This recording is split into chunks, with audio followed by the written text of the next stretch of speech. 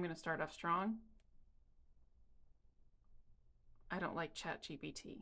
Yes, it can be used as a tool, and there are instances where it is helpful. However, most of the time when I see it used on this app, I think it's unnecessary.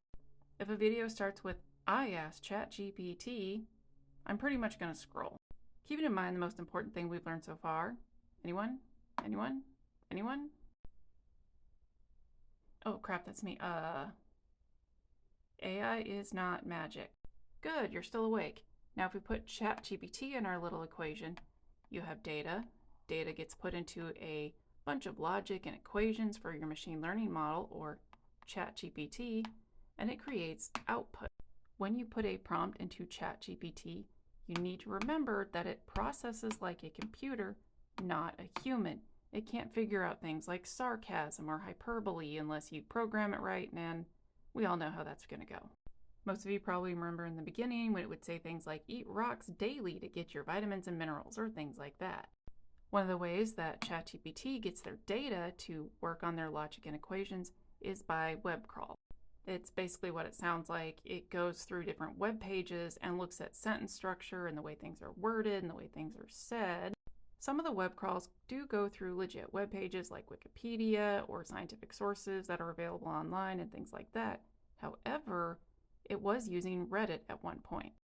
I think at one point there was like 14% or 17% of information that was coming from Reddit. I can't remember. I was trying to find it, but I couldn't. Keeping that in mind, that means that part of the data being used in the logic and equations comes from this site. Now let's think about it. How many times are people sarcastic or use hyperbole within Reddit? It also focuses mostly on the English language, and again, a lot of biases in history and a lot of the words used. That's not to say that every single piece of information on this site is incorrect, but think about the times when someone was incorrect. That is being fed into the logic and equations that they're using for ChatGPT. Another thing to keep in mind about the data source is that there are sometimes an overlap in users from other sites. Keeping in mind that AI is not magic, that means that ChatGPT processes like a computer, which means it uses resources. As I've said in the previous videos, I am oversimplifying for the sake of creating a visualization. Let's say you put in a prompt and you get the output, "I like cats, cats are cool." In order to create those two sentences, it has to go through logic and equations to figure out how to put those together, the order, how many spaces to put in, do we need to put in punctuation, all of that stuff that to us is just sort of part of our human brain. Let's say that a drop of water is used for each character. There's 20 letters, 2 periods, 5 spaces, so 27 drops of water total. Yeah, I'm pretty sure of the math on that. Now that's not a lot. 27 drops of water is like a tablespoon or something like that. Seems very small in the big scheme of things. Let's say you need to write a 5,000 word essay on rock collecting and you really don't want to put in the work to actually write it out.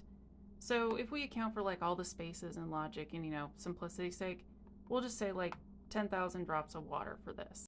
That one essay used over 2 cups of water. If you have an entire college campus or an entire high school using ChatGPT to write their papers, think about all of the water that is using.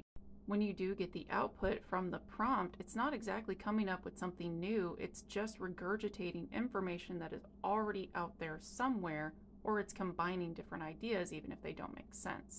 Like many people, I've tried AI once or twice just to kind of see what would happen, like make an image or something like that. But I don't use it every day. I don't use it to write emails. I don't use it to write scripts for things because I try to use my own critical thinking skills. So basically, to sum all this up, AI is not magic, but it can be used as a tool. And like most tools, we need to be careful and aware of how we use them. Okay, AI is not magic. If I promise not to use ChatGPT, can I go home? You're excused.